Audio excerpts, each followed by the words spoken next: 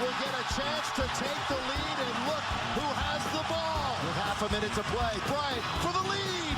Yes! Kobe Bryant gives the Lakers. Ora, meus senhores, segunda-feira, à altura falámos aqui um bocadinho de basquetebol. Não liguem para a minha voz, são as maleitas de quem teve que ir fazer um jogo, um clássico do futebol português, Moreirense, Boa Vista. Só um momento para vocês, para vocês compreenderem o que se passou. Portanto, vamos aqui recuperar aqui as nossas emoções. Ainda consegui ver a primeira parte dos Lakers lá no estádio, mas depois já não consegui ver a segunda, infelizmente. Portanto, viste os Lakers no estádio do Moreirense. É verdade, o estádio Comendador Joaquim de Almeida Freitas, vi a primeira parte toda dos Lakers e depois o intervalo dos Lakers começou e depois começou o jogo do Moreirense. E eu depois já não tive coragem de ver o jogo ao mesmo tempo, porque achei que era de mau tom para com os profissionais de Moreirense e Boa Vista, e especialmente porque eu estava na primeira fila da bancada de imprensa e portanto toda a gente que estivesse atrás de mim ia ver o que eu estava a fazer. Então eu não tive coragem para o fazer. Bem, meus senhores, foi assim a minha noite de domingo, espero que a vossa tenha sido bem melhor. Olha, Ricardo, tenho aqui duas coisas para te contar. Primeira coisa para te contar, confirmação, há momentos. Conan O'Brien vai apresentar os Oscars no próximo ano. É confirmado. E a segunda confirmação que eu tenho para ti é que já chegou o meu livro Legends and Souls, para tu veres. Agora para aqui. Chegou há bocadinho também, portanto, hoje já tenho com que me entreter. E, portanto, só boas notícias para nós, só boas notícias.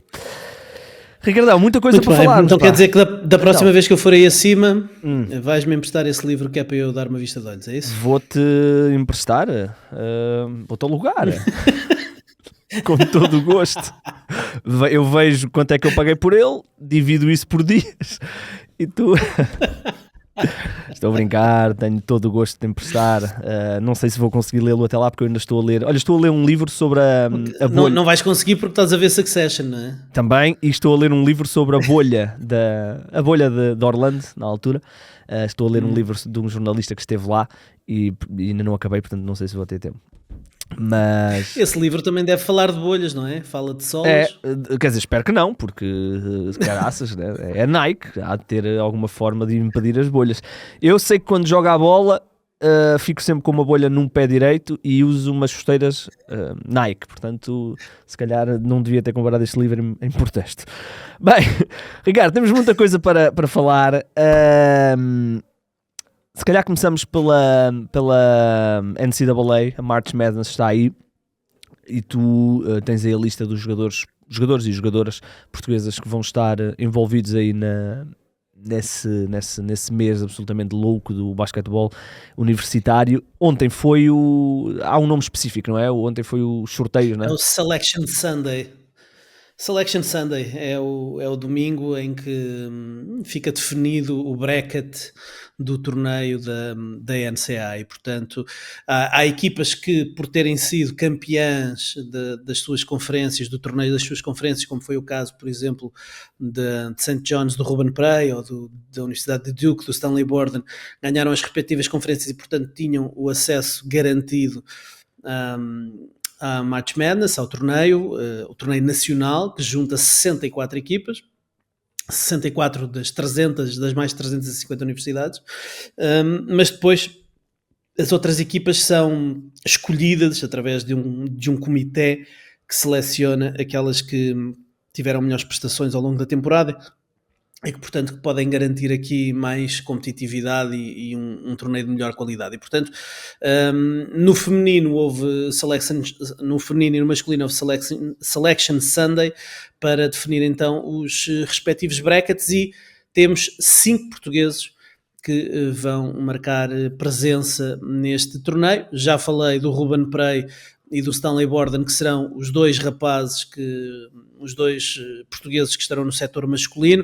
O Ruben Prey, St. John's, conseguiu a melhor classificação dos últimos 25 anos ao ser second seed, portanto está no segundo lugar de um dos ramos do bracket, e portanto vai ter aqui algum favoritismo neste lado do bracket, em que o first seed é a Universidade da Flórida, que teve o mesmo resultado na fase regular, 30 vitórias, 4 derrotas da Universidade do Ruben Prey, portanto podemos ter Flórida, St. John's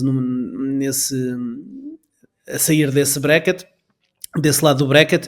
O Stanley Borden, que como sabemos é um jogador que está na Universidade de Duke, ele que não joga na Universidade de Duke, ele é um walk-on, é um jogador que basicamente foi estudar para a Universidade de Duke e entretanto foi convidado para treinar com a equipa, pelo facto de ele ter 2,13 m ou 2,15 m ou lá o que é, e portanto dá uma ajuda para dar ali umas pancadas no Cooper Flag e noutros que tais lá nos treinos. Já deu pancada no Paulo Banquero, deu pancada em muita gente interessante que passou pela Universidade de Duke nos últimos anos. Ele treinou com muita gente de qualidade que passou por ali. E pronto, e acaba como é alguém que não é recrutado para a equipa, mas está a estudar na universidade e entretanto por causa das suas características acaba por receber um convite para treinar e portanto é um corpo para treinar, mas os treinadores por vezes gostam de dar assim 2 minutinhos ao longo da temporada, e ele este ano jogou 7 minutos, jogou 3 partidas, que é máximo de carreira, porque nos 2 anos anteriores em Duke tinha participado apenas em um jogo em cada uma dessas épocas. Este ano participou em 3, fez 7 minutos, mas não se espera que venha a jogar agora daqui para a frente, porque vamos entrar no torneio e são as grandes decisões. Mas de qualquer forma é um internacional português que está na March Madness. No feminino temos 3 nomes. Temos a equipa de Kentucky, onde atua a aposta Clara Silva, foi escolhida como 4th seed, quarta classificada, vai receber a Universidade de Liberty na primeira ronda. Depois Ole Miss, a Universidade de Mississippi, da Fatoumata Jallow, que ficou com a 5ª posição, 5th seed, vai ter um duelo frente a Ball State na estreia, e a Universidade de Utah, com a nossa base Inês Vieira, que surge como 8th seed, e portanto vai ter um duelo com o 9º classificado, de Indiana. Portanto, vai ser um duelo interessante logo aqui a abrir, e caso a Universidade de Utah passe esta primeira ronda, o mais provável é defrontar South Carolina, que é uma das grandes favoritas a ganhar o torneio. Portanto, eventualmente, mesmo que a Universidade de Utah passe aqui a primeira ronda, se calhar a carreira universitária da Inês Vieira vai terminar na segunda ronda nesse jogo frente a South Carolina. Não se sabe, obviamente é um torneio, é mata-mata, como dizia o nosso Filipão, mas a Inês Vieira pode terminar aqui numa visita a South Carolina, que vai receber este lado do bracket, e portanto perante 15 mil pessoas, com um pavilhão cheio, um grande espírito e um grande ambiente, pode terminar a sua carreira universitária. E vamos ver, porque a Inês Vieira é a jogadora que eventualmente este ano poderá entrar aqui no draft da WNBA. Ela não aparece nos mock drafts, mas pelo que sei, pelo que tenho conversado com o pai da Inês, que é treinador do Sporting, da equipa de séniores do Sporting, João Pedro Vieira, houve algumas equipas que perguntaram pela Inês ao longo da temporada, e portanto pode eventualmente surgir aqui essa esperança, e portanto é uma expectativa que vamos ter para o draft da WNBA. Mas temos então 5 jogadores: o Ruben Prey, o Stanley Borden, a Clara Silva, a Fatoumata Jallow e a Inês Vieira nos próximos dias, para além de 3 jogadoras que vão jogar os torneios secundários que a NCAA organiza para outras universidades que tiveram bons desempenhos, mas que não chegaram ao bracket, poderem também ter alguma competição aqui neste final de temporada. E portanto a Inês Betancourt de Gonzaga, a Gabriela Falcão de Albany e a Sara Barata Guerreiro de Cleveland State vão também jogar, mas nos tais torneios secundários. Muito bem, é sempre um mês brutal, e este ano, especialmente no feminino, estou curioso para ver, porque é o ano pós Caitlin Clark, e no ano passado todos vimos o que aconteceu a nível de ratings, que chegaram a ter, eu já não me lembro ao certo, mas eu lembro-me que chegaram a ter mais do que a final masculina em determinados momentos. Portanto, percebe-se que este ano pode herdar, se houver 10% daquelas pessoas que viram pela primeira vez por causa da Caitlin Clark que tenham gostado e que vejam este ano, portanto estou curioso para ver que efeito é que terá.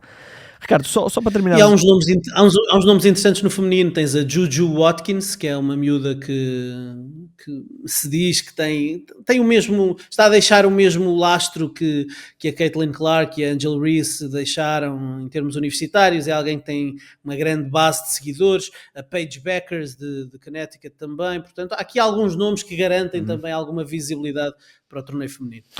Muito bem, muito bem. Olha, o que é que te... Vê se depois faço uma pecinha sobre isto. O Cooper Flag ter deixado no ar a possibilidade de regressar para um segundo ano em Duke. Eu percebo porque é que ele deixou esta possibilidade no ar. E eu acho que a maior probabilidade é ele vir, mas ele ir para a NBA, mas acho que não deixa de ser um condimento interessante para a lotaria, porque eu se visse Washington, Charlotte, se calhar também preferia estudar esse ano. O que é que te parece? Eu acho que não há ninguém que tenha feito isto, não é? Estes one and dones. Sim, também é verdade que nunca se ganhou tanto dinheiro como se ganha na universidade hoje em dia, não é? Eu julgo que já não me lembro se é o AJ Dibbanza que está projetada para ser primeira escolha no draft do próximo ano, 2026. Julgo que está a receber qualquer coisa na ordem dos 7 milhões para ir para a universidade. Portanto, quer dizer, 7 milhões, um contrato de rookie... Dependendo da posição... Dependendo da posição, ao lado de 7 milhões, se calhar há muitos rookies que estão melhor servidos na universidade e, portanto, o Cooper Flag certamente receberá muito dinheiro na Universidade de Duke e a possibilidade de ter aqui que preparar a Washington ou a Utah ou a Charlotte, se calhar não é muito animadora. Não sei, talvez os Philadelphia 76ers e os San Antonio Spurs estão a dar-lhe um bocadinho mais de esperança de poder cair num sítio melhor. É verdade. Onde é que tu gostavas que ele caísse? Sabes que eu não tenho muito bem ainda na minha cabeça o perfil dele, não é? Ainda não estudei essa situação. Eu acho que é daqueles jogadores que onde ele calhar a equipa vai ser melhor imediatamente. A grande questão é se os front office estão preparados para lidar com isso. Vou-te fazer a pergunta de outra maneira. Onde é que achas que... Em qual destes sítios é que achas que a internet ia rebentar se o Cooper Flag lá caísse? Charlotte. Não. Dallas. Ok. Dallas, ok. Filadélfia. Ok. Ou Oklahoma City. Pois, o Oklahoma tem aquela swap com Phoenix. Ou San Antonio. Se fossem Oklahoma, achas que a internet... Se fossem Oklahoma, a internet rebentava. Nem valia a pena, mais valia... Nem interessa pensar nisso, porque já estou a começar a imaginar o 5 inicial deles para o ano. Eu gostava que ele fosse para Charlotte. Charlotte é o meu pet. Eles estão com um novo front office. Quase conseguiam o Dalton Connect. Foi por isto que não conseguiram o Dalton Connect. Não sei. Olha, vamos aqui a uns layups, porque temos muita coisa para falar. Primeiros 2 layups que eu tenho para ti. Jalen Brunson, LeBron James. LeBron vai falhar pelo menos mais uma semana, portanto confirma-se o teu prognóstico. Jalen Brunson provavelmente só o vamos ver ou na última semana da fase regular ou nos playoffs. Olhando, e eu tenho visto com alguma atenção, os jogos dos Lakers e dos Knicks. Os Lakers ontem por acaso conseguiram uma vitória importante contra os Suns, estavam aqui numa sequência complicada, mas depois da lesão do LeBron, os Lakers regressaram aqui ao grupo das equipas que estão na luta pelo segundo lugar, Ricardo, e entre Houston, que à hora que estamos a falar é segundo, e os Minnesota Timberwolves, que são sétimo, temos apenas 3 jogos de distância. Todas as equipas aqui envolvidas, depois os Clippers aparecem um bocadinho abaixo. Começando pelo lado dos Lakers, se o LeBron demorar realmente mais uma semana e não sabemos depois como é que será na próxima, os Lakers correm aqui um risco grande de cair no play-in, e se caírem no play-in e não ganharem o primeiro jogo, podemos ter aqui um jogo com o Oklahoma logo a abrir. Pois é, o Oklahoma é aquilo que toda a gente quer evitar aqui na Conferência Oeste, pois antevê-se. Normalmente a primeira ronda dos playoffs é assim um bocadinho para aquecer, aqui pode haver umas varridelas, as séries são assim mais desequilibradas, mas isto não quer dizer que se for Lakers ou Oklahoma que seja mais ou menos equilibrado, na verdade, mas antevê-se aqui pelo menos que do ponto de vista mediático haja muita atenção logo para uma primeira ronda de playoffs, porque está a perfilar-se aqui a possibilidade de tens aqui Lakers, Warriors, Timberwolves e Clippers todos a lutarem aqui por estarem entre o acesso direto aos playoffs e não cair para o play-in. Duas destas equipas vão estar certamente no play-in, sendo que os Clippers provavelmente já estão com a vida bem mais dificultada. Sim. Oh, Ricardo, mas há aqui cenários onde até Denver ou Houston pode cair para o play-in. Porque... É verdade. Ainda estamos muito longe do final da época. Eu vou-te dizer, o que eu gostava, assim, era logo os Lakers quarto, Warriors quinto ou vice-versa, e logo na primeira ronda, pum, Lakers Warriors. Já estava a ver a ESPN.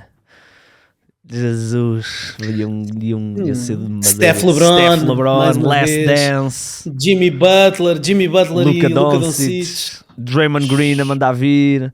Isso é que era uma série, pá. Mas também vou... Draymond Green e Jackson Hayes, grandes duelos que se previam para a primeira ronda dos playoffs. Olha, mas vou-te dizer uma coisa, também os Oklahoma City Thunder, que provavelmente vão fazer a melhor época da história da NBA a nível de diferença de pontos e não sei o quê, vão provavelmente andar aqui na casa das 66, 67 vitórias.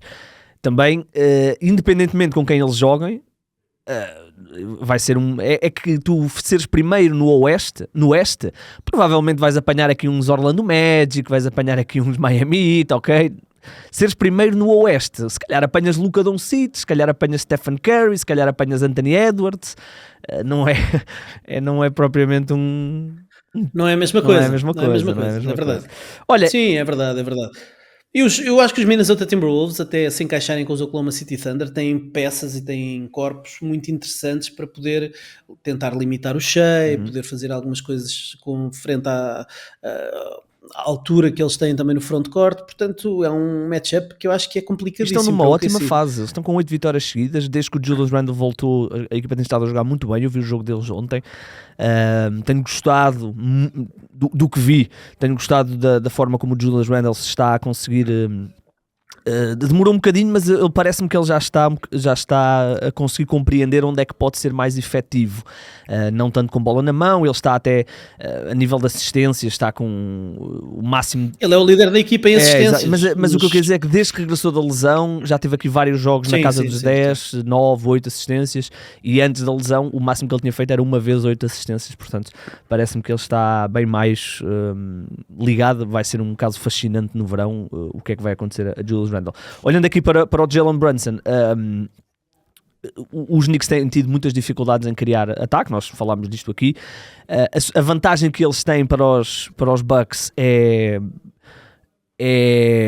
confortável, e há uma grande vantagem em ser terceiro ou ser quarto ou eventualmente quinto. É que se tu fores terceiro, se o teu objetivo, e tem que ser, não é, dos Knicks, é ganhar a conferência, seres terceiro significa que só tens de jogar, teoricamente, contra uma, não é? Contra uma das... Não estou enganado, não é? Se fores terceiro, só tens que jogar contra uma das outras duas, ou tens de jogar com as duas. Eu posso estar enganado, se calhar estou enganado.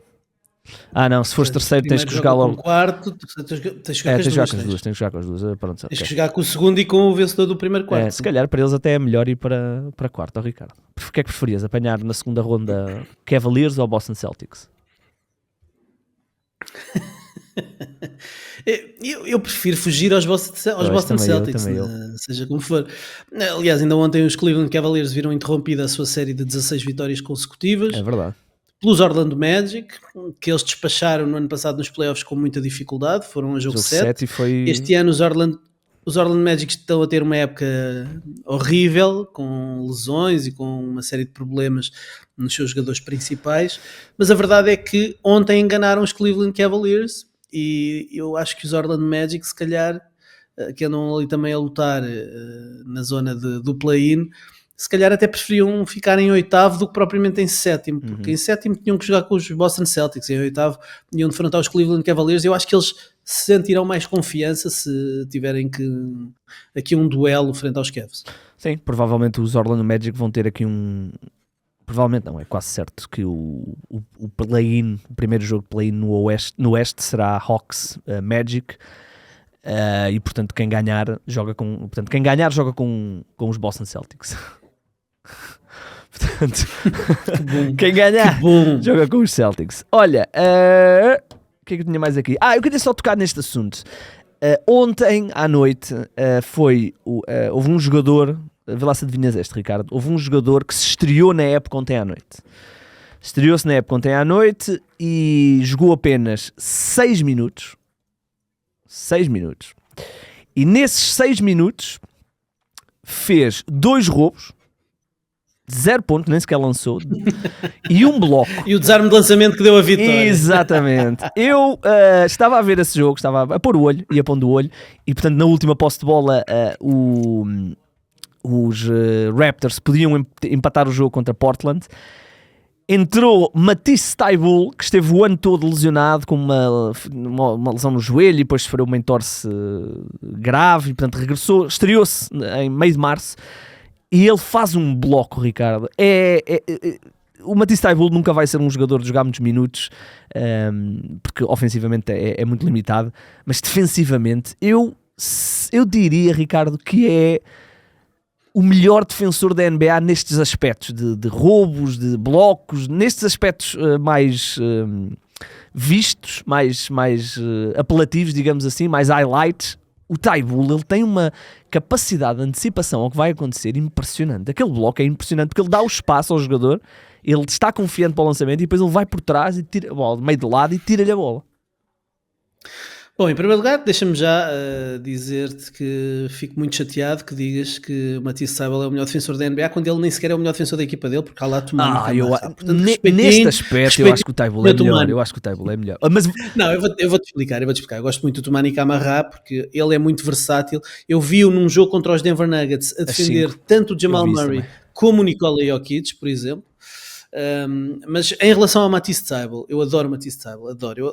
Eu adoro bons defensores, tenho um fetiche por jogadores que são bons defensores, e o Matisse sendo um especialista defensivo, apesar de não ter um bom lançamento, o Matisse, eu acho que foi a equipa do Matisse, eu julgo que ele jogava na Universidade de Washington, eu acho que num dos anos eliminou a equipa do Nemias na March Madness, eu acho que foi a equipa do Matisse Thybulle, e o Matisse é de facto um defensor extraordinário. É um personagem super simpático, é um rapaz super simpático. Ele na bolha, se estás a rever coisas, se estás a ler um livro sobre a bolha, ele na bolha fez um vlog e ele, como vlogger, tem muito talento e portanto podia perfeitamente seguir essa carreira. Aliás, ele agora no seu canal de YouTube faz entrevistas, grandes entrevistas. Tem uma entrevista giríssima com o Chance Billups, mas tem uma entrevista fabulosa com o Duop Reith, que é um equipa dele, e de seleção também, da Austrália, mas teve uma vida dificílima, com uma família muito pobre, e, enfim, com uma série de problemas na sua vida, e ter chegado à NBA foi um milagre. E o Matisse é de facto um grande defensor da NBA. Eu não sei se sabias, mas ele no ano passado foi o líder da NBA em desarmes de lançamentos de 3 pontos. Foi? Mas por jogo ou no total? Totais. Desarmes de lançamento a triplos, ele foi o líder da NBA e ele tem uma capacidade especial de fazer desarmes de lançamento por trás dos jogadores que estão a lançar. Foi exatamente o que aconteceu ontem no lançamento. Ele muitas vezes, e eu vejo, eu sei que acho que és apreciador de um rapaz chamado Dyson Daniels, já reparaste que para além dos roubos de bola, o Dyson Daniels muitas vezes quando está a navegar bloqueios, mesmo que vá atrasado, mete a mão por quando trás. os jogadores vão a fazer o curl, ele vai em perseguição, mete a mão por trás e dá o toque na bola para o colega depois recuperar a bola. Ele faz muito isso. E o Matisse Thybulle também muitas vezes, quando está atrasado ali a defender o curl, aqueles movimentos em rotação nas saídas bloqueadas, ele vai a correr por trás em perseguição, sem desistir, sempre muito próximo do atacante direto, e depois faz muitos desarmes de lançamento por trás, por cima da cabeça, que é perigosíssimo, porque normalmente é sempre falta, e ele tem uma capacidade e uma técnica que desenvolveu para se tornar um especialista neste tipo de desarmes. E ontem essa técnica foi o que deu a vitória. Sim, nós aos Portland não sabemos se a bola ia entrar ou não, podia não entrar, mas Claro, garantiu, claro, isso é claro, certo, claro. isso é certo. Olha, achei interessante, foi a estreia, ele é sempre um jogador, por exemplo, quem joga fantasy está sempre muito atento a onde é que anda o Matisse Taibu, e ele... Por falar em fantasy, Então. como é que está a tua estratégia de sacar gajos com roubos de bola e desarmes de lançamento? Estou na meia final. Na que tu estás a falar, estou na meia final. Nas do 0-0 vão começar agora os playoffs e eu estou nos playoffs, portanto sim, estamos confiantes.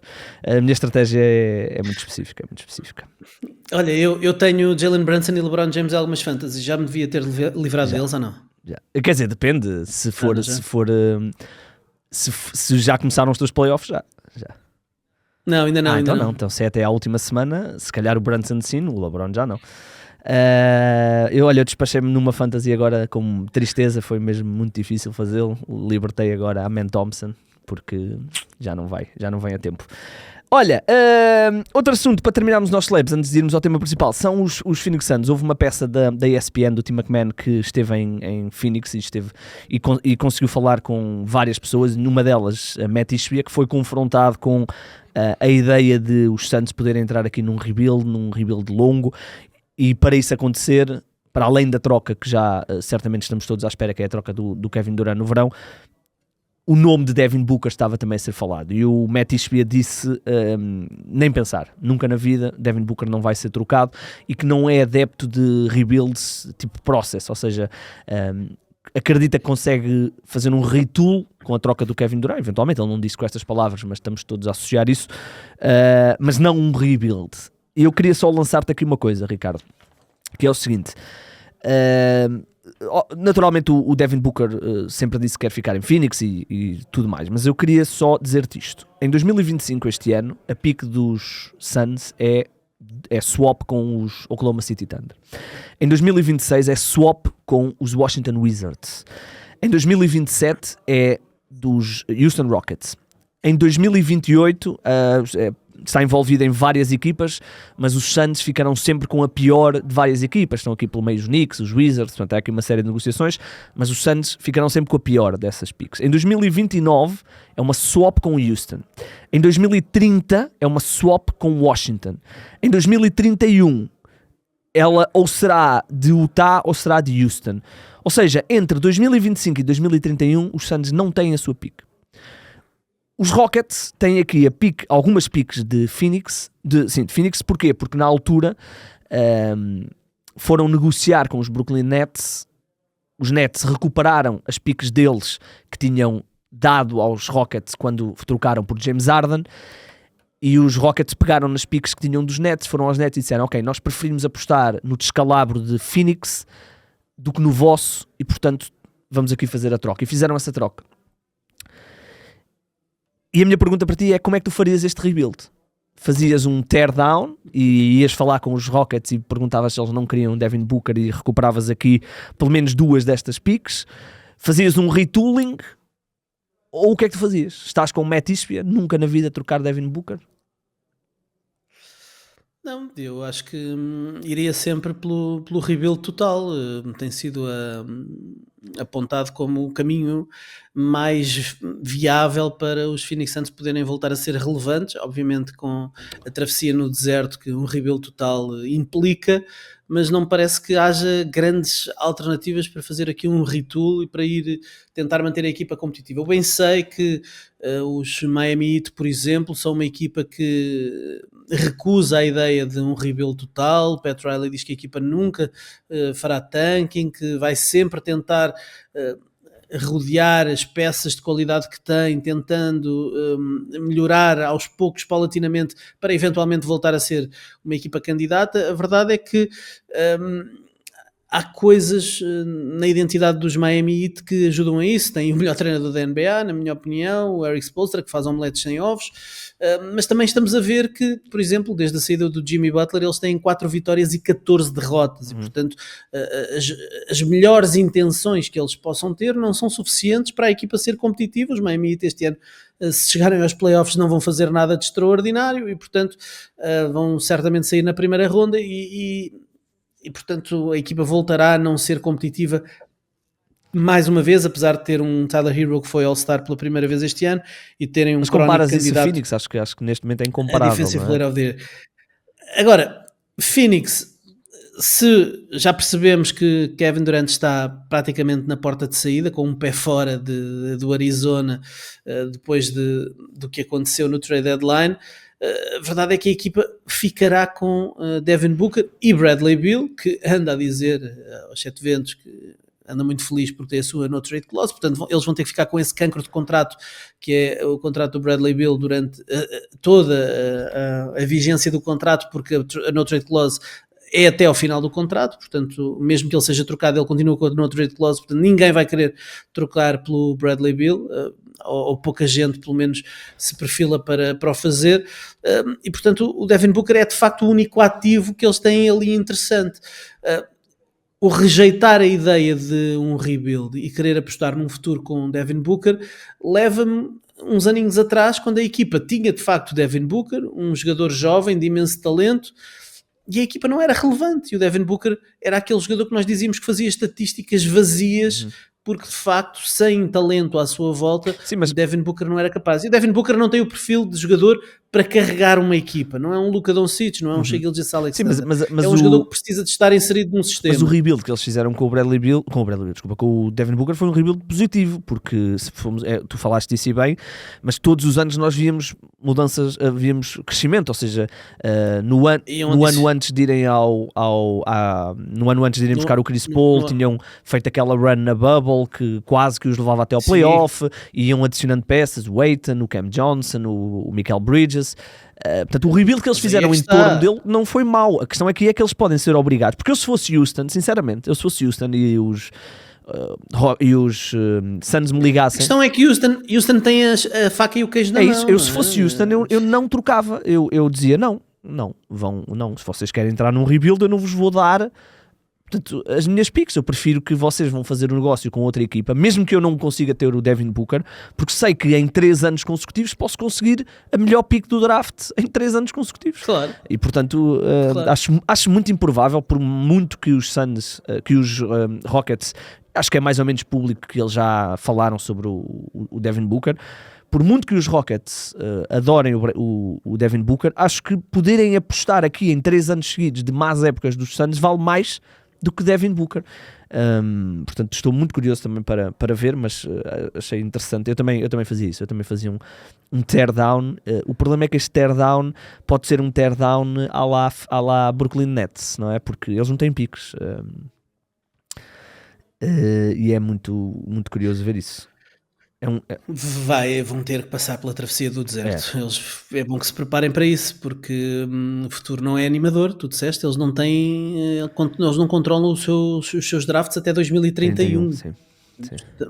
São 6 anos sem poderem fazer nada de jeito. Eu acho que a Liga vai ter de... A Liga, para quem não sabe, as equipas não podem trocar 2 anos seguidos a pick. Ou seja, se eu trocar a minha pick em 2025, em 2026 eu não a posso trocar. Chama-se isso a de primeira ronda. A de primeira ronda, sim. É chamada Step-in Rule. Step-in foi um GM dos Cavaliers, se não estou em erro, na década de 80, 90, por aí, que dava muito pouco valor às picks, e então trocou todas as picks, e depois a equipa entrou ali numa travessia. Então a NBA, para impedir essas travessias, porque realmente são penosas e a nível financeiro acabam por trazer a liga para baixo, porque uma equipa que seja muito má depois tem menos revenue e na média da liga toda traz a liga para baixo, e então a liga criou isso. O problema é que as equipas obviamente conseguiram contornar isto com as swaps. Portanto, neste momento tu não podes trocar 2 anos seguidos a tua pick, mas podes trocar swaps. Portanto, é quase igual. Basta ver que, por exemplo, os Suns têm 6 anos onde não têm picks, onde as picks, a não ser que a outra equipa também seja má, os Suns não têm a pick. Isto é a realidade, não é? Porque, por exemplo, o Oklahoma tem swap com os standard, com os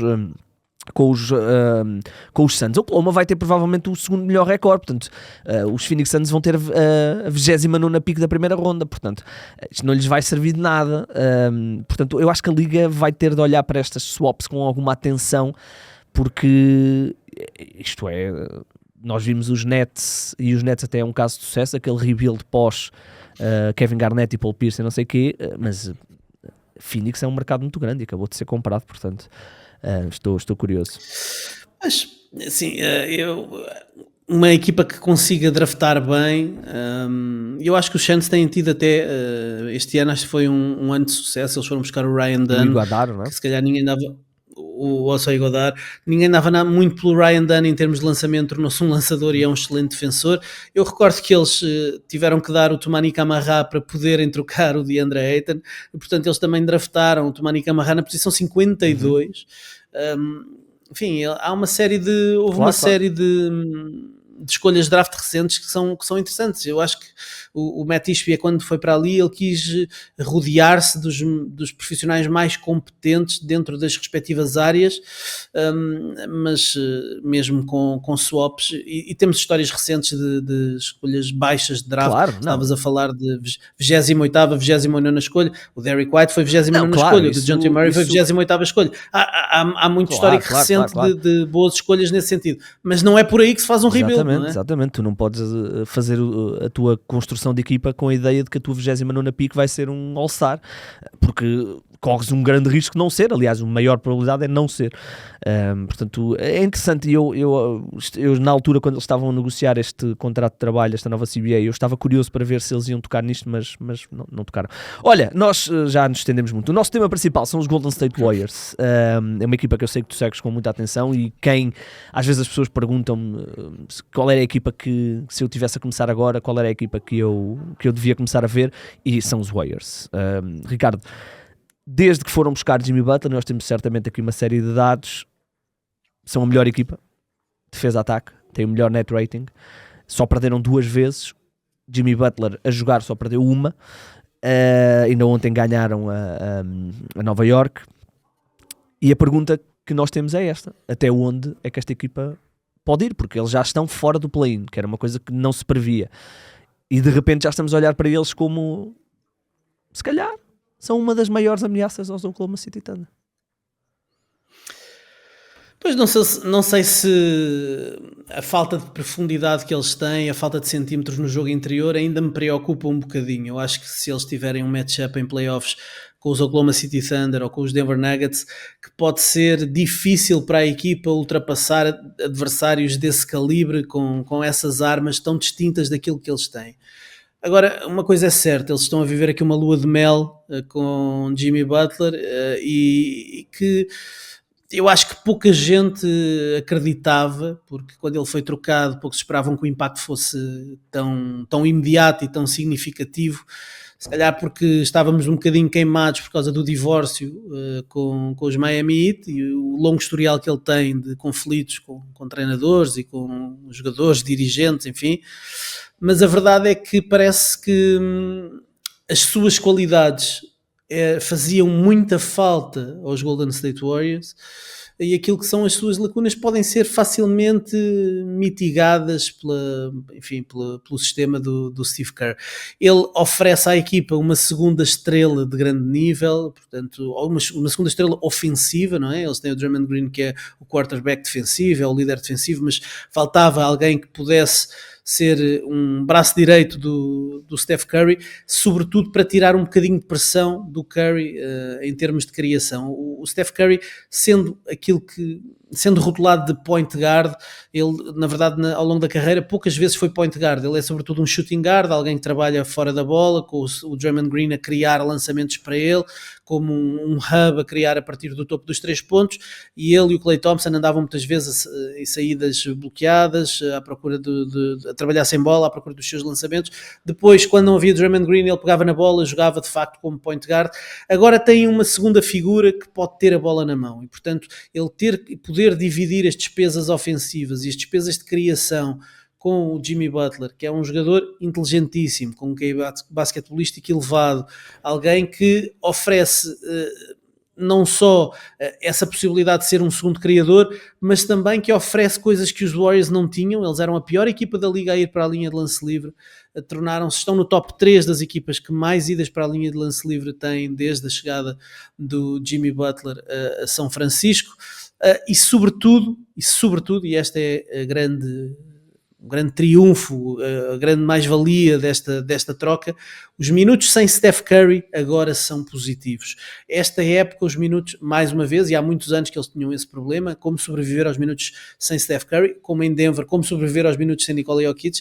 Aqui, esta época, o diferencial antes da chegada de Jimmy Butler era de menos 90 nos minutos sem Steph Curry.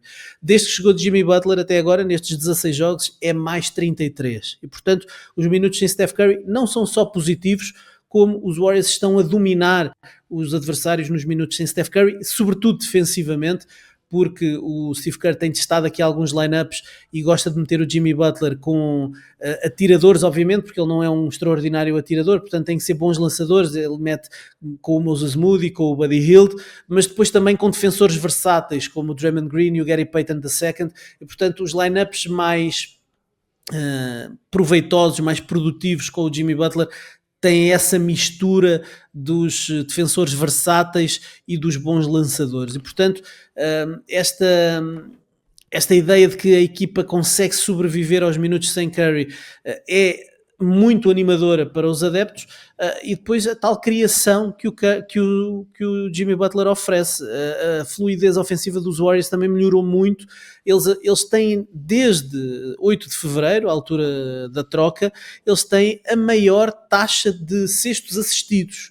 75% dos cestos são assistidos, ou seja, em cada 4 cestos dos Warriors, 3 são assistidos. Eles estão acima dos Indiana Pacers, que estão a ter um ataque super eficiente e que com uma elevada taxa de assistências por causa do Tyrese Haliburton. Eles estão acima dos Pacers e, portanto, é um reflexo da melhor movimentação da bola, da criação de bons lançamentos, uma boa seleção de lançamentos, uma melhor gestão das posses de bola. E depois também uma redução do ritmo de jogo, que obviamente o Jimmy Butler implica isso também, e eles têm conseguido conviver com a redução do ritmo de jogo sem fugir ao ADN deles, ter o Curry a correr muito e a trabalhar sem bola para procurar os seus lançamentos. O casamento está a ser mais do que perfeito e muito melhor do que, por exemplo, eu imaginava. Deixa-me dar-te aqui alguns dados que eu acho que são interessantes. Portanto, os Warriors eram a 10ª melhor defesa da NBA, e os Warriors têm uma forma de defender que é semelhante à forma como, por exemplo, os Lakers estão a defender desde que perderam Anthony Davis, que é muitos traps, muitos 2 contra 1, os jogadores a pressionarem, a obrigarem-te a passar a bola, e aquilo que os Warriors sempre fizeram, especialmente nos anos sem Kevin Durant, portanto nos anos pré e pós Kevin Durant, foi acreditar que no swing tu vais cometer um erro ofensivo, ou vais fazer um mau passe, ou vai haver um jogador que não vai fazer o swing e vai tentar um isolamento, e os Warriors apostam que o teu ataque não tem tanta qualidade que consiga castigar a constante frenética forma de defender que eles têm. Portanto, eles já eram a 10ª melhor defesa.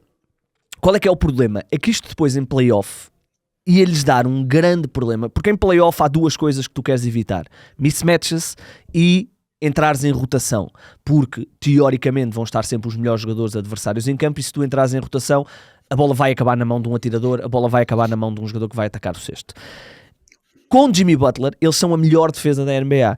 Ou seja, eles deixaram de ser tão frenéticos, mas ganham 2 quarterbacks, Draymond Green e Jimmy Butler, que têm uma forma de defender relativamente semelhante e têm uma forma de, mais o Draymond Green, mas o Jimmy Butler também tem essa ideia de causar caos no teu ataque, mesmo sem entrar em rotação, porque eles estão ali numa zona, às vezes meio a defender à zona, às vezes meio a defender ali num homem contra homem, mas sabem quem é o homem que estão a defender e sabem que espaço é que lhes podem dar, e então conseguem ter um passo na área pintada, ou conseguem ter um pé de forma a bloquear uma penetração para o cesto. Portanto, com Jimmy Butler tu ganhas mais um homem nesse sentido. Essa é a vertente defensiva, que é, eles continuam a ser frenéticos, mas mais controlados, não entram em tantas rotações, não são batidos de forma tão rápida. E depois tu falaste da questão ofensiva, deles baixarem o ritmo do jogo. Tem uma coisa boa, que é, baixam o número de turnovers. Os Warriors sempre foram uma equipa de arriscar muito e portanto também cometer muitos turnovers. Aqui tem o melhor assist turnover ratio desde a troca. E não é só isso, Ricardo, são a 2.30. equipa que mais passes faz. Eles fazem uma média de 342 passes por jogo. Antes da troca eles tinham 329, que já de si não era mau, aliás, estavam no top 5. Agora são o top 1 com uma distância muito grande. E são também a equipa que mais assistências faz, como tu disseste bem, eles estão a fazer mais de 31 assistências por jogo, o que é já de si muito interessante. E depois há uma coisa que me dá alguma confiança nestes Warriors, que é, eles sabem a fórmula. É verdade que perderam Klay Thompson, portanto eles não têm, Buddy Hield tem essa capacidade. O problema é que o Buddy Hield é tão hot and cold e tão cold do lado defensivo que não podes ter muitos minutos em campo como tinhas o Klay Thompson. Mas eles sabem a fórmula, que é Steph Curry vai trazer a bola. Se no primeiro bloqueio direto a equipa fizer 2 contra 1, portanto tentar tirar a bola da mão do Curry, o Curry vai dar a bola e vai ter Draymond Green ou Jimmy Butler a jogar 4.3. Jimmy Butler a jogar 4.3, e depois, claro, é uma e depois a fórmula de sucesso é como? É que de repente meteste o adversário em rotação e quando olhas está o Curry sozinho no canto para fazer um lançamento e é 3 pontos. Portanto, eles têm a fórmula Golden State Warriors, que já lhes deu 2 títulos, não é? Porque com Kevin Durant é diferente, mas a fórmula sem Kevin Durant deu-lhes 2 títulos. Portanto, eles têm a fórmula. Tu falaste do tamanho, é realmente um problema, porque travar Jokic não seria fácil, mas se há um jogador que eu acho que sabe como complicar a vida ao Jokic é Draymond Green, apesar de não ter o mesmo tamanho. Sim, tem o Kevon Looney, o Draymond Green tem o Kevon Looney que também já tem experiência em playoffs. Mas tem Ricardo, tem principalmente fazer aquilo que é assim que os Warriors defendem muitas vezes este tipo de jogadores, que é fazer o que os Lakers fizeram ao Jokic, que é negar-lhe e causar-lhe total embaraço sempre que ele tocar na bola, não é? Sim, tem muitos jogadores que gostam de voar de um lado para o outro. O Gary Payton é um jogador que gosta de andar a correr de um lado para o outro. Eles têm o personnel. Depois tem algumas dúvidas. O Moses Moody este ano está a fazer Eu queria falar contigo sobre o Moses Moody. Queria falar contigo sobre ele. Muito consistente do ponto de vista defensivo também, tornar-se um atirador bastante fiável. Acredito que pode traduzir-se para playoffs, até porque há uns anos, nos últimos anos, mesmo antes de Kuminga se calhar ser aqui o grande projeto de desenvolvimento dos Warriors, o Moses Moody já andava a ter algumas aparições em playoffs e era dos miúdos aquele em que eles mais confiavam. Muitos turnovers, é verdade, e o Steve Kerr perdia a paciência com ele, depois ele acabava por sair da rotação, mas este ano parece-me que, pela consistência que ele tem demonstrado, que tem que ser um elemento nos playoffs. Podziemski, com os altos e baixos desta época, mas até desde a chegada do Jimmy Butler está muito mais tranquilo, parece alguém que o Jimmy Butler gosta de ter debaixo da sua asa, um bocadinho como a imagem do Tyler Hero em Miami. Kuminga para mim é um ponto de interrogação ainda. Acho que a equipa não pode chegar ao ponto de ter que atirar lá para dentro o Quentin Post e outros jogadores desse género, porque ainda são muito verdes para jogar a um nível de playoffs, mas estou preocupado com a profundidade e com essa falta de centímetros. Mas por outro lado, estou particularmente entusiasmado com o nível de jogo do Steph Curry nesta altura, porque poder cada vez mais jogar sem bola.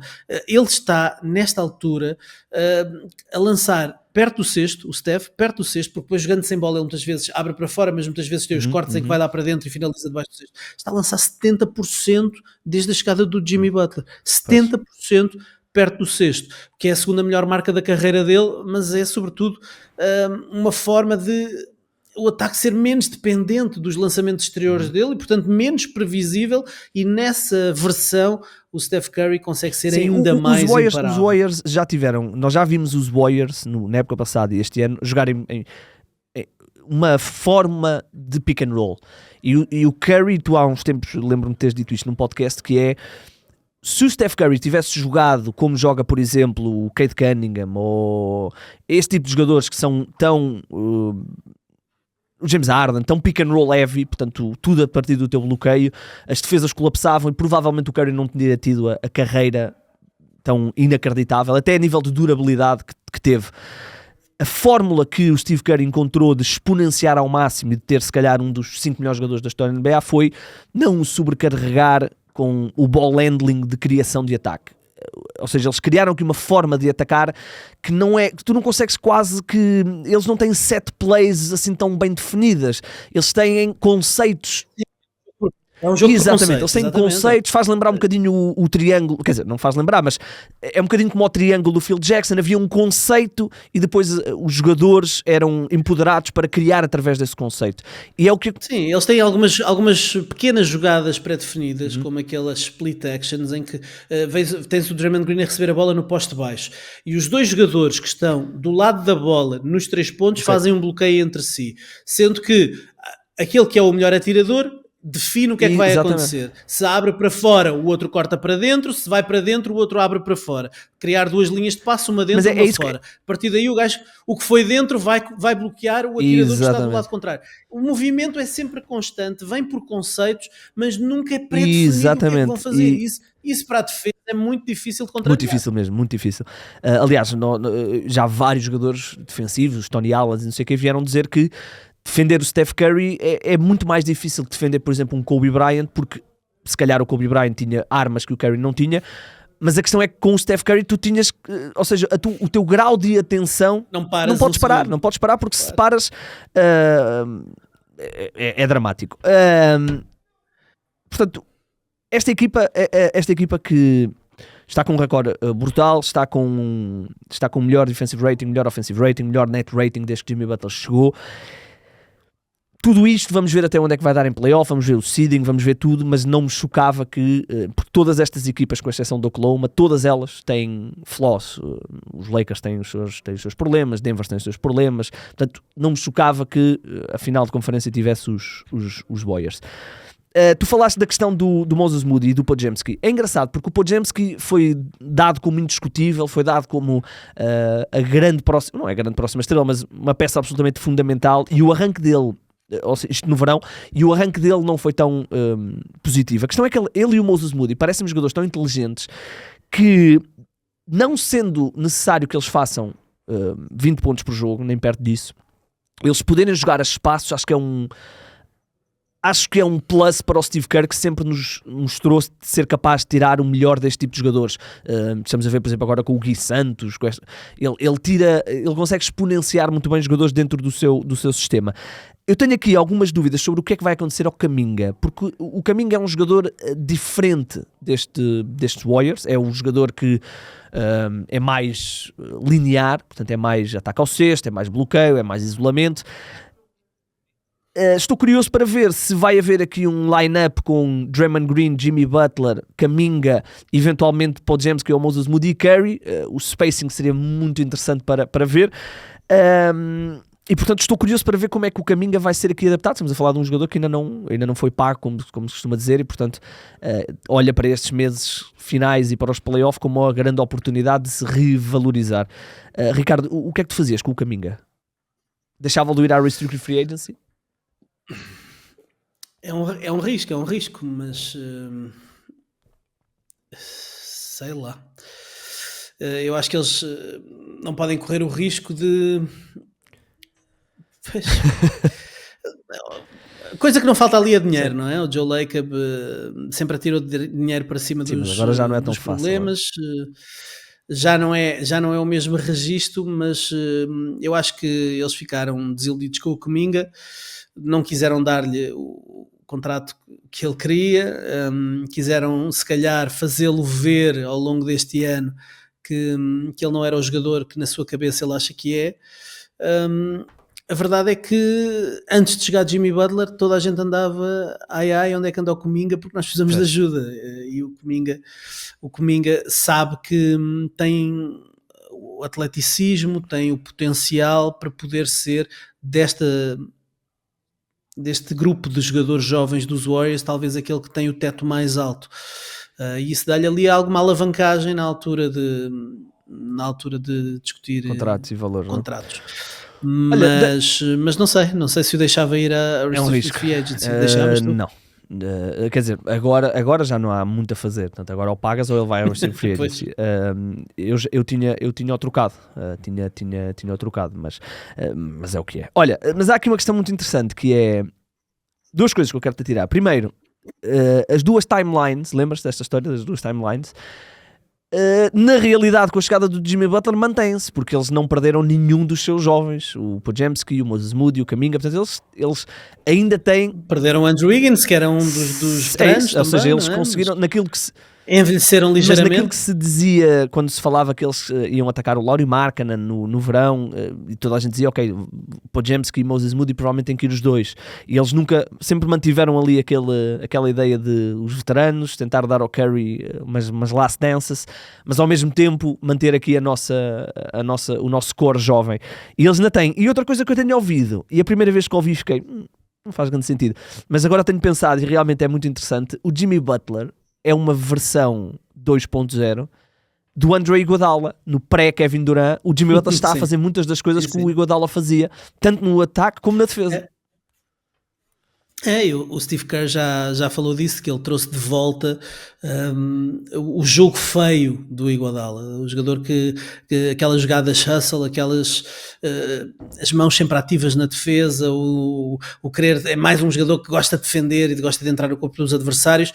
O Draymond Green tinha perdido um bocadinho essa aura por causa de tudo o que lhe acontecia fora do campo. A equipa tinha perdido um bocadinho da sua fome, porque vive muito do estado de espírito do Steph, e o Steph estava claramente desanimado, quer pelas inúmeras situações do Draymond Green, quer pela perda de vários jogadores que foram enfraquecendo a equipa, e a fome do Jimmy. E atenção, há aqui uma coisa que eu acho que é decisiva, é que o Jimmy Butler nunca foi campeão da NBA. Não há ninguém neste balneário que queira ser mais campeão do que o Jimmy Butler, de certeza absoluta. Portanto, o Steph sabe qual é a fórmula para chegar ao título, o Draymond Green também, tem um treinador com pedigree de campeão, mas o Jimmy Butler é o jogador com mais fome, e a fome que ele trouxe, essa vontade de ganhar, essa vontade de querer fazer tudo o que é preciso, e sabemos que ele é capaz de fazer tudo o que é preciso nos dois lados do campo. Eu acho que é uma fórmula perfeita, não só por aquilo que o próprio Jimmy acrescenta, mas também pelo impacto que ele tem do ponto de vista mental do Draymond Green e sobretudo do Steph Curry. Sem dúvida. E é engraçado porque o Jimmy Butler, para terminarmos, o Jimmy Butler estavas a falar dos minutos sem o Steph Curry e obviamente é uma das principais coisas que nós estamos atentos nesta fase com o Jimmy Butler. E é engraçado que o Jimmy Butler não está, aquilo que se imaginou, ok, o Jimmy Butler quando não houver o Steph vai jogar em isolamento e vai marcar muitos pontos à Jimmy Butler. Não é isso que está a acontecer, ele está a fazer apenas 2 isolamentos por jogo, o que é muito pouco, mas o que estavas a falar dos atiradores, e é isso, o Jimmy Butler, quando não está o Steph Curry, o Jimmy Butler é o Draymond Green dos outros Steph Currys, que obviamente não são tão bons como o Steph Curry. Exatamente. Mas é engraçado, o Jimmy Butler adaptou-se de uma forma, eu acho que são poucas as transferências que eu me lembro, assim a meio do ano, que encaixam tão bem e levam tão rápido uma equipa. Eu lembro, por exemplo, do Pau Gasol quando foi para os Lakers, lembro-me do Marc Gasol quando foi para os Raptors. Mas eu escrevi hoje um artigo e até falo falo de 3 transferências de meio de temporada que depois resultaram em título, e vamos ver se o Jimmy Butler não vai encaixar nesse lote também. O Clyde Drexler em 95, que ajudou os Rockets a ser campeões. O Rasheed Wallace em 2004, que ajudou os Detroit Pistons. E o Marc Gasol, que ajudou então os Toronto Raptors também a ser campeões em 2019, se não estou enganado. E, portanto, o Jimmy Butler pode ser mais uma dessas contratações de meio de temporada que vem impactar de uma forma enorme. E há outra que tu não falaste, eu fico triste porque tu realmente és nós aqui há uns dias fomos acusados da lakerização e tu és o oposto, porque quer dizer, falas de Jimmy Butler, não falas de Luka Doncic, uma troca a meio da temporada rumo ao título, que é Phoenix. É verdade. Sabes o que é? Eu ainda estou em negação em relação Sabes que eu estava a ver... Eu vejo o vestido de amarelo e aquilo faz-me confusão. Eu estava a ver a primeira parte. Eu estava a ver a primeira parte dos Lakers e há ali um lance em que, pronto, os Suns estão completamente perdidos, mas há ali um lance em que não há nenhuma jogada dos Lakers, é simplesmente um passe e o Lucas está completamente sozinho, alguém se esqueceu de o defender e depois estavam os jogadores dos Suns a olhar uns para os outros, então... E o Luka faz um switch, né? Um triplo ali, não é no logo, mas é longe, e eu pensei, fogo, como é que é possível o Luka Doncic estar nos Lakers? Olha, nós nem falámos da questão de Dallas, já que estamos a falar do Doncic, nós nem falámos da questão de Dallas estar aqui a caminhar. Não é um cenário muito provável, mas não é impossível Dallas ter que desistir de jogos, literalmente não ter jogadores para jogar. É verdade. Algumas pessoas perguntaram porque é que eles não contratam jogadores naqueles contratos de 10 dias, porque eles não podem. Eles atingiram um hard cap tão alto, não é tão alto, mas atingiram ali uma série de limitações. Eles por eles gastavam. O problema é que eles estão tão limitados que nem sequer podem contratar. O Moses Brown, estou a dizer bem, aquele poste que esteve lá 10 dias, ele recebeu tipo $50 mil, porque eles não tinham mais e nem puderam continuar com ele mais 10 dias, porque já não tinham. Portanto, há aqui um cenário onde eles não têm 5 jogadores para jogar. Pois, 8 é o mínimo que têm que apresentar na box score. Há um cenário possível, eu já estive a ler várias coisas sobre isso. Eles não podem contratar jogadores two-way, não podem contratar mais nada, porque eles estão completamente de pés e mãos atados. Há um único cenário que é possível, que é eles darem, por exemplo, Kyrie Irving, Anthony como Davis, aptos para irem para o banco, né? Disponíveis, mas depois não jogam, obviamente, e jogam só 5 ou 6 jogadores, ou 7, os que houver até ao final. Olha, vou-te só dizer, ontem houve um jogo, acho que foi ontem houve um jogo, ontem, houve um jogo entre os Philadelphia 76ers e os Dallas Mavericks. Esse jogo ia dar na ABC, estava previsto, obviamente a ABC descartou-se logo. Eu vou-te só dizer os jogadores que as duas equipas tinham fora, para irmos embora. Portanto, estes são os 76ers. Kyle Lowry, Tyrese Maxey, Eric Gordon, Paul George, Andre Drummond, Joel Embiid, Lonnie Walker, Adem Bona, Jared McCain e Kelly Oubre. Em Dallas, Olivier Max Prosper, Kai Jones, Dante Exum, Kyrie Irving, Anthony Davis, Jaden Hardy, Daniel Gafford, Derek Lively e Caleb Martin. Isto é 19 jogadores. Já viste que tu, eu vou comprar aqui bilhetes para ver o Doncic contra o Embiid, compraste no início da época e vais de repente vais ver o jogo desta malta. Vais ver o Justin Edwards contra o Brandon Williams. Exatamente. Bem, Ricardão, vamos embora. Nós voltaremos na quinta. Só mandar um grande abraço ao Nemias pelos seus 100 jogos. Não falámos disso. Nemias cumpriu os seus 100 jogos, nós tínhamos muita coisa. Cumpriu e até jogou bastante bem contra Miami, ajuda-me, no sábado. Miami jogou muito bem. Brooklyn menos bem, sim, mas também fez coisas interessantes. Muito bem, grande abraço para o Nemias. Parecia quando ele estava em Sacramento, nunca se imaginou que ele ia chegar aos 100 jogos. Um abraço para Mike Brown, que está sem treinar enquanto Nemias chegou aos 100 jogos. Portanto, o karma aconteceu em Dallas e aconteceu a Mike Brown. Malta, vamos embora. Voltaremos então na quinta-feira e já sabem, se conseguirem fundar 3, mandem-nos o vídeo.